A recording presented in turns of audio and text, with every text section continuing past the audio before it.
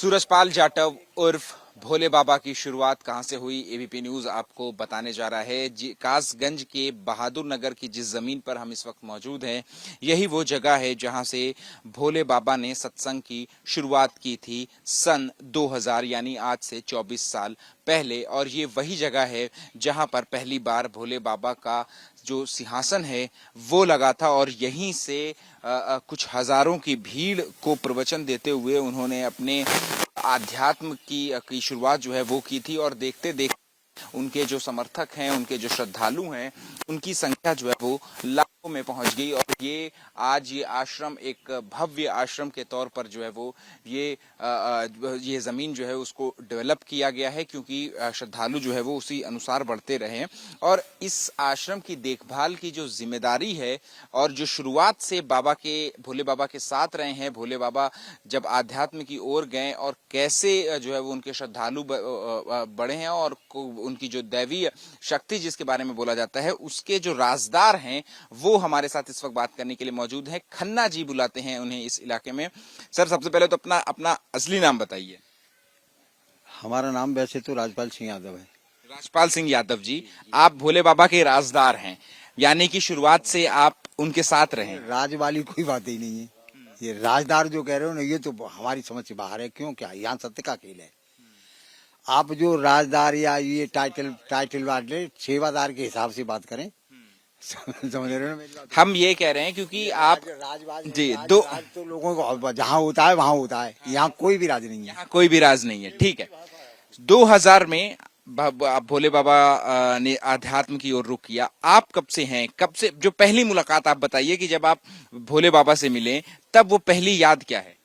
हम जिस समय यहाँ सुना था हमने तो ये सुना था शुरुआत में किसी जो आने वाले आगंतुक महापुरुष थे, उन्होंने हमें बताया कि खन्ना जी परमात्मा जी आ गए।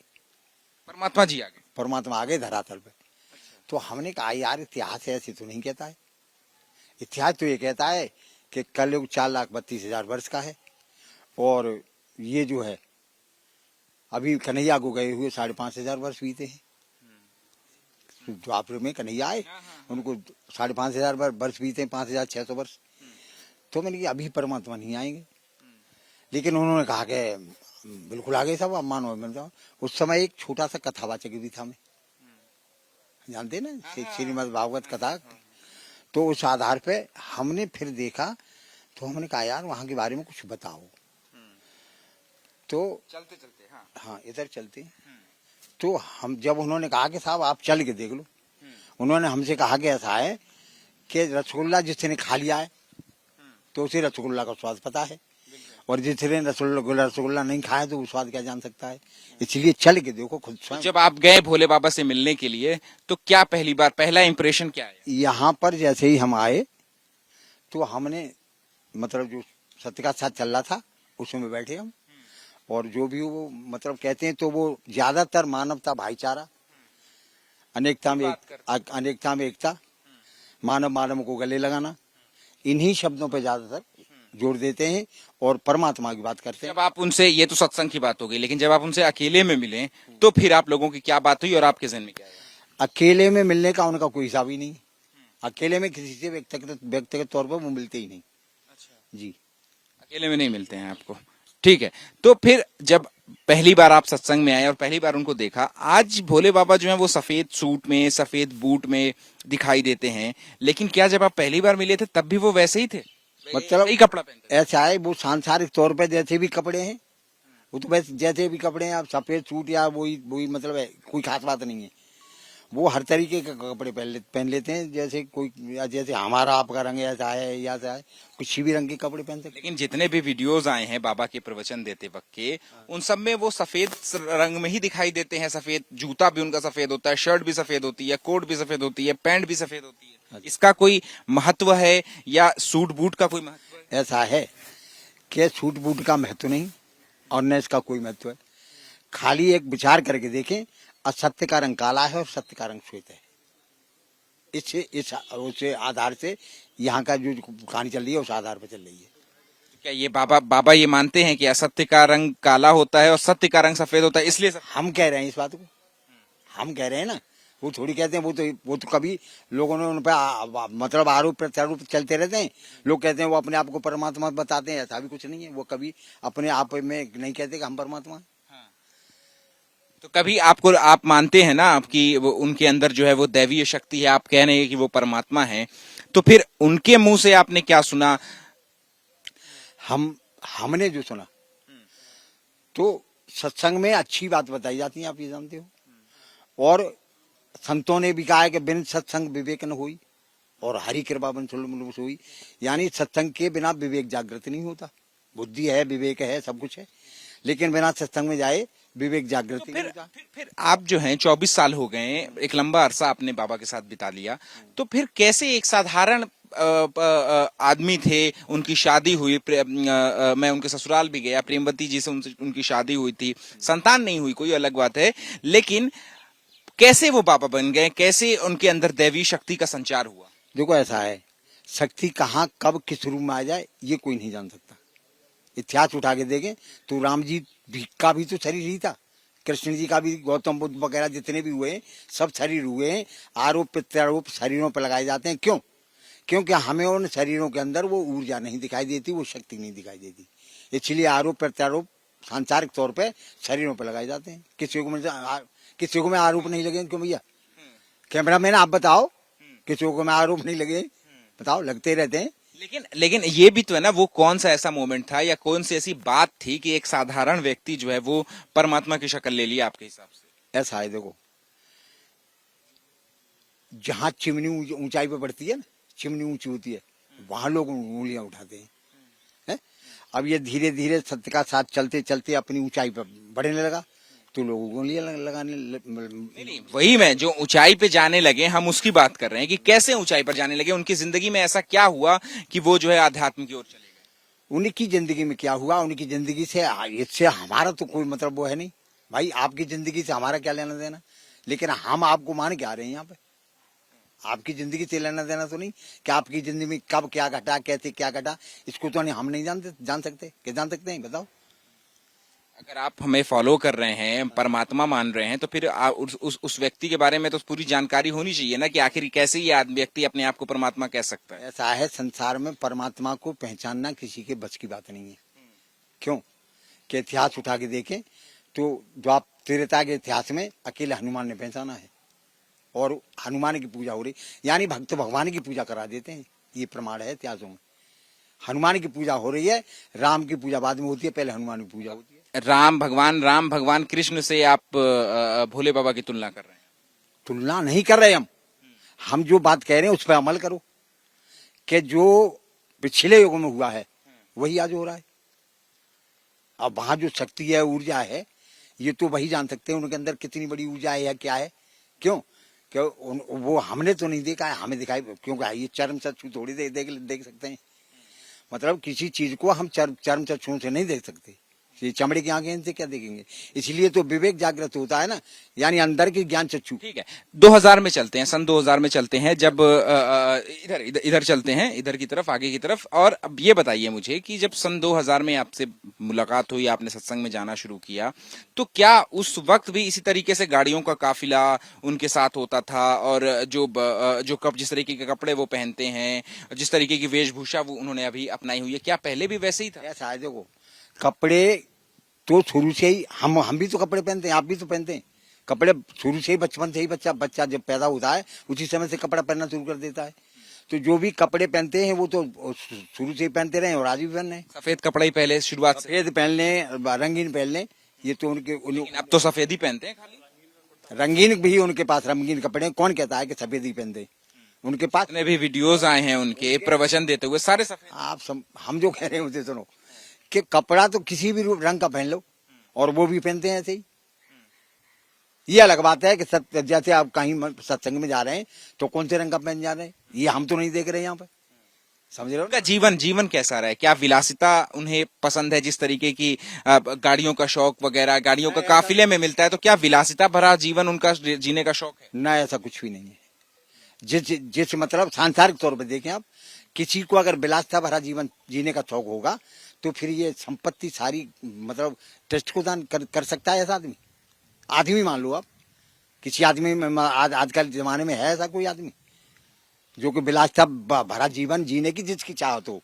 उनके तो वैसे ही आश्रम आश्रम हर जिले में आश्रम है, कहीं पर भी, कभी ग्वालियर में, कभी दौसा में, कभी मैनपुरी में, तो आश्रम ही आश्रम है। बीघे 20-21-25 बीघे में आश्रम बने हुए हैं। ऐसा है, हम अपने 2-4 कमरे का मकान बना लें और उस पर नारायण शाकाहारी धाम लिख दें तो उनका आश्रम हो गया। वो यही है, सब जगह आप देख रहे हैं ना, सारा खेल यही है। उन महापुरुषों ने अपने अपने किस लिए कि जहाँ जो महापुरुष आयोजन कराते हैं तो वहाँ खर्चा होता है।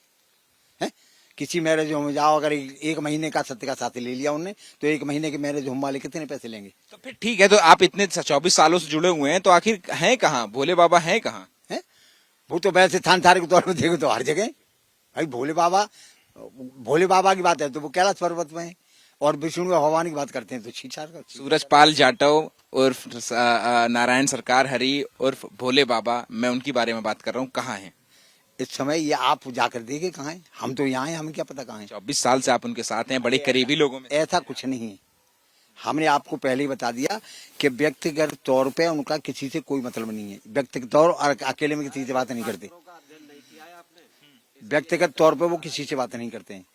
जो भी होता है या तो मंच से कहते हैं, या तो मंच से बात करेंगे, या फिर वहाँ 4-6 महापुरुष होंगे। फिर आपको नहीं लगता कि हाथरस में जो घटना हुई, जो 121 लोगों की मौत हुई, वो श्रद्धालु ही थे, बाबा के प्रवचन सुनने के लिए ही वो आए हुए थे वहां पर, तो जब उनकी मौत हो गई तो फिर उन्हें सामने आना चाहिए, अपना जो वर्जन है वो देना चाहिए, चाहे पुलिस के सामने या मीडिया के सामने देना चाहिए। तो इसका मतलब आपने सुना नहीं उन्होंने क्या कहा? मैंने सुना, मैंने जो 2 मिनट की उन्होंने बात सवाल, आप इस सवाल को क्यों ला रहे हैं? लेकिन यही तो सवाल नहीं लिया ना उन्होंने, उन्हें जो अपनी बात कहनी थी बस वो बात कह दी। उन्होंने बात जो कहनी थी वो कह दी, और SIT रिपोर्ट भी आ गई है, उसके बाद तो कुछ बाकी नहीं रहा कहने। जो पीड़ित परिवार है वो तो अभी भी सवाल उठा रहा है, SIT रिपोर्ट पे भी सवाल उठा रहा है, FIR में नाम नहीं है उस पर भी सवाल उठा रहा है। ऐसा कुछ भी नहीं है।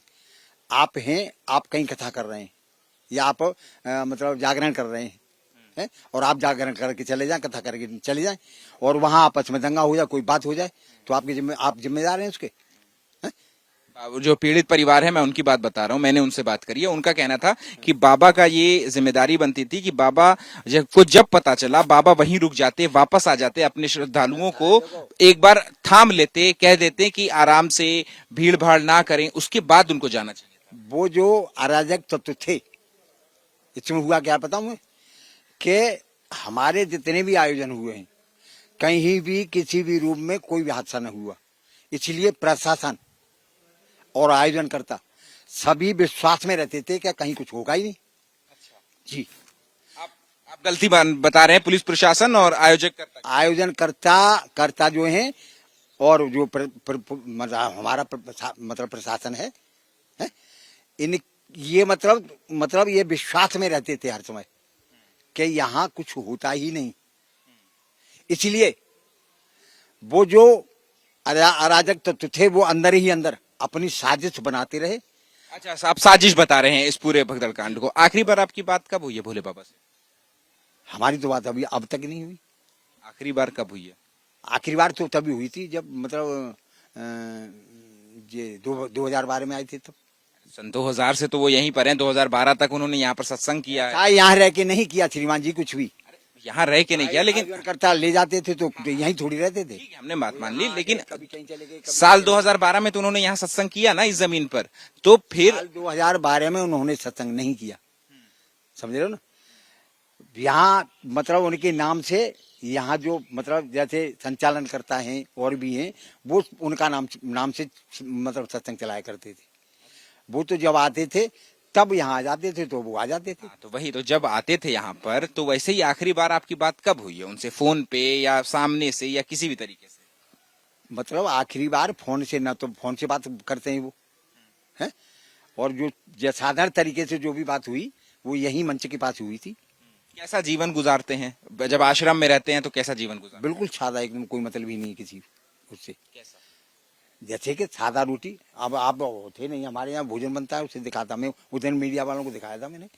हमारे यहाँ सादा बिल्कुल एकदम, हमारे भाई रहते हैं यहाँ, वही अपने हाथों से रोटी बनाते हैं। हमारे इस आश्रम में रसोई में हमारी में कोई बहन बेटी भी नहीं जा सकती है, जी, और वो सभी के साथ बैठ के भी खा लेते, जैसे हम लोग खा रहे हैं, और आगे तो यही अब भाई मेरे लिए भी लगा दो, ऐसा जीवन रहा है उनका।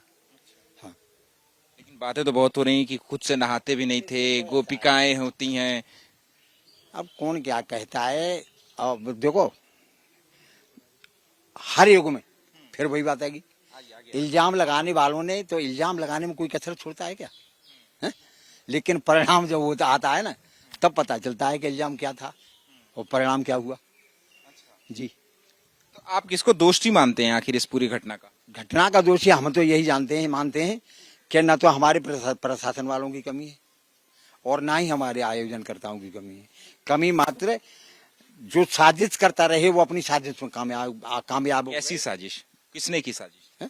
वहाँ कुछ अराजक तत्व बताए जाते हैं जिन्होंने धक्का मुक्की की है, समझ गए ना, और वो जो है आए हैं और कुछ ऐसा भी मतलब गैस वैस का कुछ भी हुआ हो। एपी सिंह वाली बात आप कह रहे हैं, भोले बाबा के जो वकील हो एपी सिंह ने जो बात की वही बात आप भी कह रहे हम उस बात को नहीं कह रहे, हम जो सुन रहे हैं देख रहे हैं वो कह रहे हैं, क्योंकि हम तो यहाँ से कुछ कहीं जाते ही नहीं। हैं? बाबा की बड़े पुरानी साथी रहे हैं और ये सेवादार रहे हैं और इनका साफ तौर पे कहना है कि जो हाथरस में जो भगदड़ कांड हुआ वो साजिश थी, कुछ अराजक तत्व जो है वो उसमें मिले हुए थे जिन्होंने साजिश रची और इसके बाद जो है वो पूरा भगदड़ कांड हुआ। तो फिलहाल ये वो जगह है, ये वो जमीन है जहां से भोले बाबा ने जो है वो अपने सत्संग की शुरुआत की थी और यहीं पर जब उन्होंने साल 2000 में सत्संग की शुरुआत की थी तो यहीं पर अपना सिंहासन लगा करके जो है उन्होंने प्रवचन देना शुरू किया था। लेकिन जैसे जैसे भीड़ जो है वो बढ़ती गई वैसे वैसे जो सत्संग का दायरा है वो और ज्यादा जो है वो बढ़ता गया और इस जगह से फिर और